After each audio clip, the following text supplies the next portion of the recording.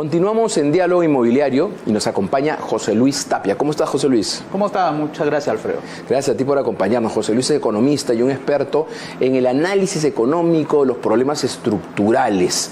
Y un problema estructural, sin duda, en nuestro país, creo yo, porque es un problema, aunque a veces parece que lo presentaran como algo bueno, es la informalidad, ¿no? Nuestra economía es entre 70 y 80% informal. ¿Se dice? ¿Es correcto esto, José Luis? Sí, hay dos indicadores. Uno es el laboral, que es 70, 80, y hay otro que es el económico, que dice que es entre 45 y 55. Es un estudio de Norman Loaiza, del Banco Central de Reserva, que es un estudioso no solamente en Perú, sino en América Latina. Habla de ese nivel, que puede ser más, pero eso ya habría que especular y cosas así, ¿no? Y traduciendo esto en el impacto hacia las familias, hacia la persona, ¿cuál es por ejemplo, el de la informalidad laboral, que es tan grande, entre 70 y 80%? ¿Cuál es el impacto que tiene ser un informal en el mundo laboral?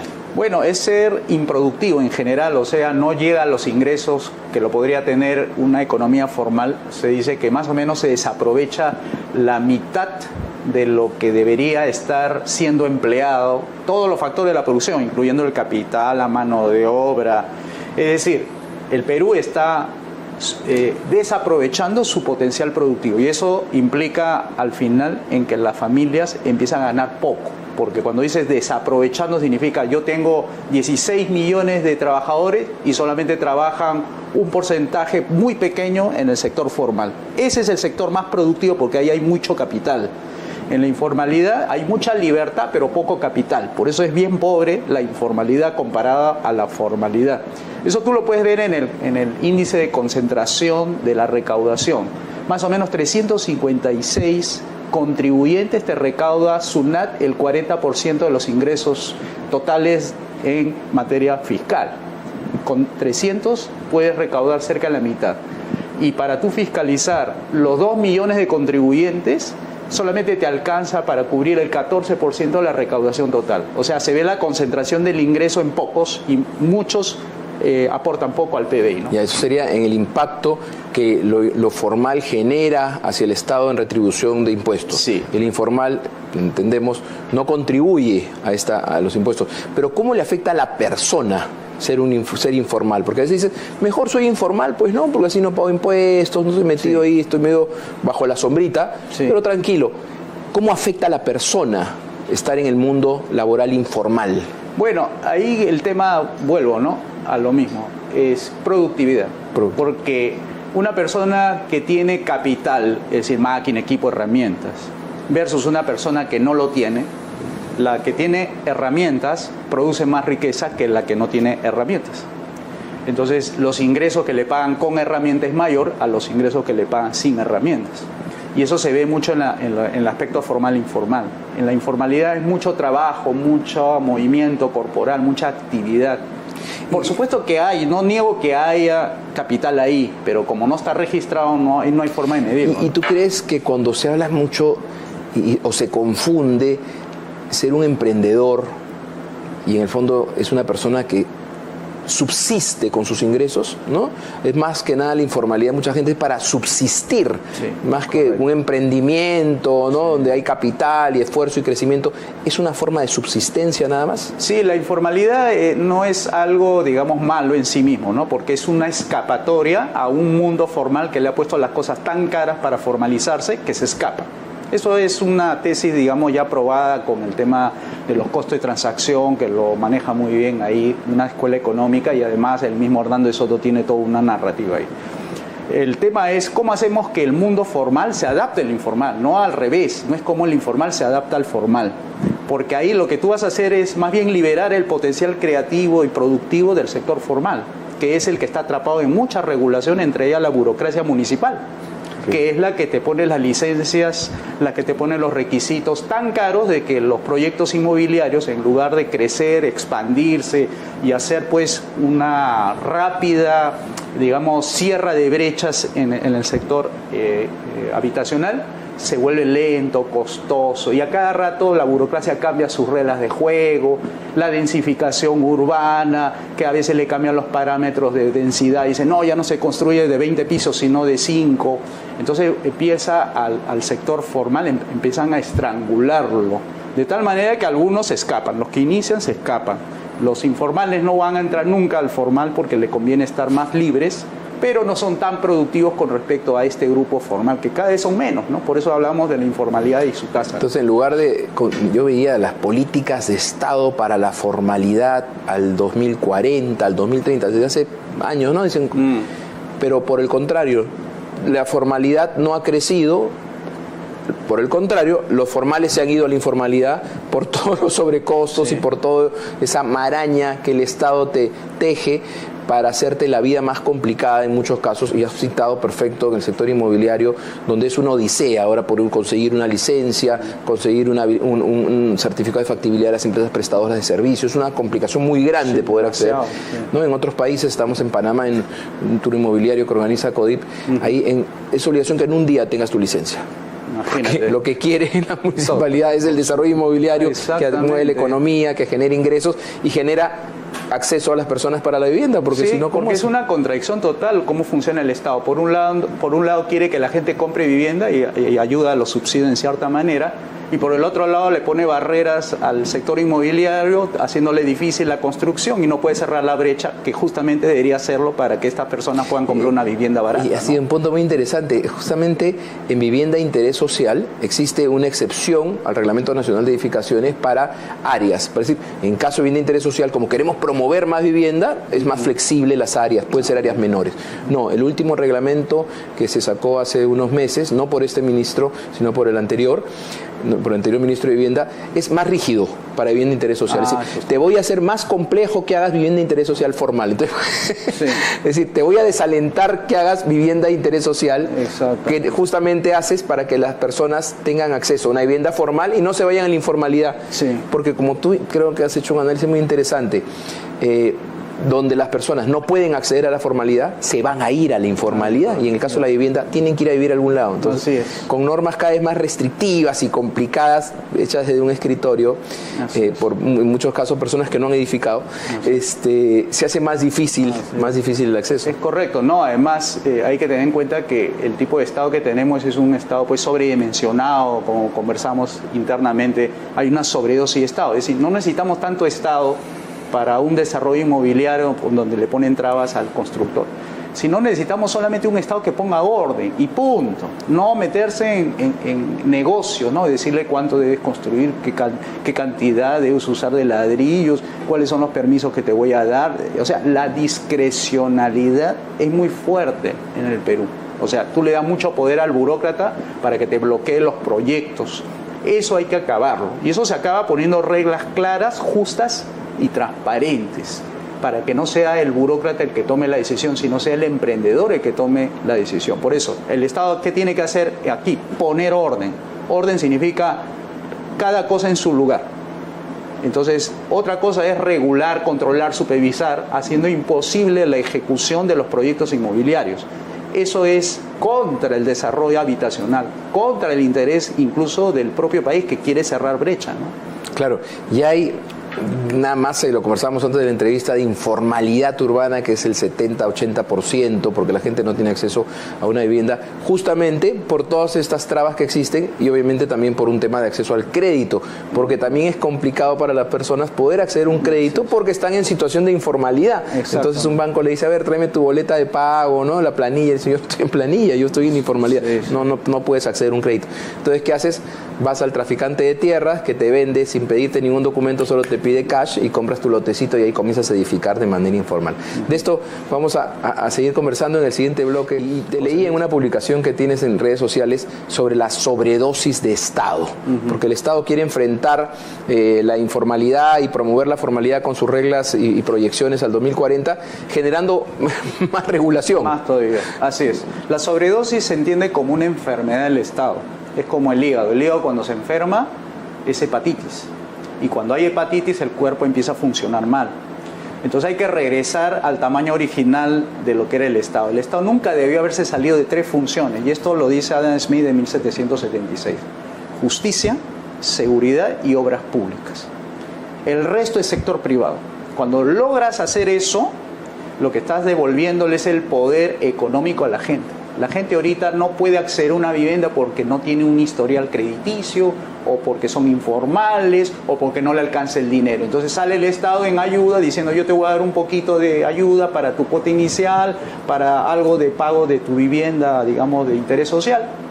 Pero la pregunta es, ¿qué ha causado que esas personas no puedan ni siquiera pagarse una parte de su vivienda? Como en otros países sí lo pueden pagar, pero acá no.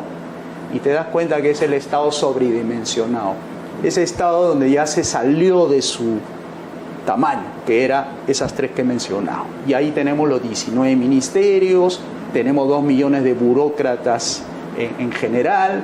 En lugar de facilitarle la vida a la gente, a los proyectos, a los negocios, se vuelve un obstáculo, muchos impuestos, tiene que recurrir a subsidios, se endeuda el Estado, nos cobra más impuestos por esas deudas que nos cobra.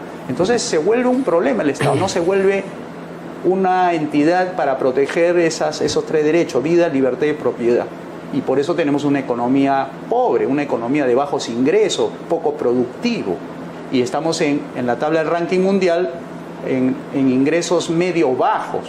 O sea, estamos dentro de los 200 países mapeados, estamos en la tabla de media baja. Entonces, con eso no puedes hacer prosperar el sector vivienda. Después de los cambios estructurales de los 90 en la economía, donde cambió estructuralmente la economía sin duda en la época del presidente Fujimori, y se hicieron cambios que tenían que hacerse sin duda, comenzó una etapa de crecimiento del país, ¿no? Inversiones, crecimiento, 2001, 2006, gobierno de Alan García. ¿En qué momento se quebró esto, crees tú? Y ya no se habla pues de grandes proyectos, de TLC, de inversiones, sino ya de solo política y un Estado cada vez más grande. ¿Ha habido un momento de quiebre? Sí. En todo caso, es decir, ¿íbamos bien y de repente quebramos? ¿O no crees que ha sido así? ¿Nunca íbamos bien? Sí. ¿Cuál es tu punto de vista? Lo has descrito bien. Lo que sucede es que se paralizaron las reformas. Es decir, desde que se paró las privatizaciones, cuando empezaron a hablar de Sedapal, privatizar Sedapal para hacerlo más eficiente, paralizaron otras reformas. Eso está en el libro de las reformas incompletas de Roberto Abusada y compañía, o sea, lo puedes encontrar ahí. Entonces te dice que faltó la reforma de segunda generación. Nos hemos quedado con un auto de los 90, que para la pista de los 90 era totalmente adecuado para el crecimiento. Pero entramos a la década del año 2000 y veníamos con un carro de los 90 para una autopista que exigía mayor competencia. Esa paralización de la reforma era justamente modernizar el auto para que ese auto fuese más rápido y pudiese enfrentar los desafíos de la competencia y todo lo que necesitaba el Perú para ser un Singapur, porque la reforma de los 90 era para que el Perú tuviese altos ingresos y no tuviésemos pues ingresos de $7,000, $8,000 al año, contra Qatar, que tiene $120,000 al año, que son $10,000 mensuales, y se dan el lujo de comprarse una botellita de agua de 10 euros. O sea, esas eran las reformas paralizadas, lo que ha hecho que se atrasase, y por eso que paga factura el Perú a partir del año 2000 para adelante, porque ya los precios de las materias primas desde el 2006 hacia adelante era una casualidad que se le presentó al gobierno y lo supo aprovechar con el ímpetu de la reforma de los 90, pero la reforma de los 90 hasta ahora ha pasado cerca de 30 años y no se ha modernizado la economía. Y es sorprendente, ¿no? Porque se escucha que hay ingresos, lo he dicho por los commodities, que el BCR tiene 100.000 millones de reservas, hay un crecimiento, pero la gente, de las familias de las zonas más alejadas del Perú no lo siente. Así es. A pesar que sus autoridades, las autoridades regionales y sobre todo especial de la sierra y del sur del país, reciben millones, por no decir miles de millones en ingreso por canon, regalía sobre regalía y todo esto, y no lo saben aprovechar, ¿no? No lo usan bien o lo usan en obras que se paralizan, más de 60.000 millones de soles en obras paralizadas, estos pequeños proyectitos que se hacen en diferentes zonas del Perú de agüita y que terminan paralizados por corrupción o malos expedientes técnicos, y las personas van y miran, no, Lima no ha mandado los ingresos, cuando el ingreso lo tienen en las cuentas de sus autoridades regionales, que no han sido incapaces de poder desarrollar y llevar progreso a sus zonas, porque lo que te quiero decir es, recursos han habido, solo que no se han aprovechado de la mejor forma. Sí, tenemos que tener en cuenta que cuando hablamos de Estado, el Estado no es como una empresa. Ahí hay una equivocación, a veces se piensa que el Estado puede ser y puede funcionar como una empresa y solamente tiene que hacer un ajuste de eficiencia. Y eso es una lectura equivocada, porque el Estado es una entidad política y como entidad política tiene características políticas. Entonces va a haber mucha burocracia en la entidad, digamos, política, y eso es normal. Lo que tú no le puedes exigir es que actúe como una empresa, siendo eficiente, rebajar costos, rebajar burocracia, más gasto de capital, menos gasto corriente. Planeamiento estratégico, trabajo por resultados. Por eso que el CEPLAN no funciona y no va a funcionar. Claro. ¿Ya? Entonces, aquí las reformas lo que tenía que hacer era, aparte de hacer las reformas estructurales, era convertir al Perú en un país federal. Eso que acabas de decir, que la plata no llega y que por eso la gente siente que nada le beneficia a pesar de los cánones como van creciendo, es por ese centralismo limeño. Tú quieres hacer descentralización efectiva y al máximo tienes que federalizar, o sea, darle a cada una de las regiones el estatus de Estado para que puedan gobernar ellos, los que están aquí, dentro de una constitución federal, donde tú le pones los parámetros a estos estados para que puedan competir y no desperdiciar recursos. Porque cuando tú desperdicias recursos, es decir, sube los impuestos en Cusco y en Lima es bajo, todas las inversiones de Cusco se pasan a Lima y pierde recaudación Cusco. Entonces ellos, los gobernantes del gobernador sería, no va a permitir que eso suceda y tienen que arreglar su política económica de su estado y hacer que sea atractivo las inversiones, y así no se puede quejar ni Puno ni Cusco de que el centralismo limeño le impiden a ellos desarrollarse cuando ellos tienen la responsabilidad frente a sus ciudadanos de poder hacer política económica sana y competir por inversiones, por empleo, por empresas, etcétera, etcétera. Pero digamos, los recursos lo tienen, ¿no? Desde la descentralización del gobierno de Toledo del 2002 y las bases de la descentralización. Los recursos llegaron y se distribuyeron, la torta ya no la maneja de manera centralista, sino se reparte de manera muy importante en las regiones, y además con los canos y otros presupuestos que van llegándole, pero el manejo es incompleto. ¿Tú crees que si creamos un federalismo va a mejorar la autoridad y el manejo del uso de sus recursos? ¿O solo es para que no puedan decir, oye, no, es que Lima, ¿no? No, tú eres el responsable, tú tienes todas las obligaciones, tú no lo estás cumpliendo. Eso se lo podrían decir ahora. Yo iba a Cusco hace un par de años, en enero, y me dijeron, no vayas a Urubamba porque va a haber una marcha. Y la gente salía a marchar contra Lima, el Estado. Decía, no, el Estado. Con todo el respeto y cariño de toda una ciudad hermosa como Cusco, por eso viajo ahí y viajo siempre que puedo en el país. Yo decía, pero ¿por qué no primero le reclaman al alcalde que la pista está llena de huecos? Exactamente. Y que está toda sucia la plaza. Así es. ¿Por qué no le reclaman primero al alcalde? Le van a echar la culpa al presidente, no sé si en el momento el presidente del momento, de tantos que hemos tenido, pero y al Congreso le echaban la culpa. ¿Por qué no primero le reclaman a su alcalde que limpie esta plaza? Porque vienen los turistas y la arregla. Esa es su obligación.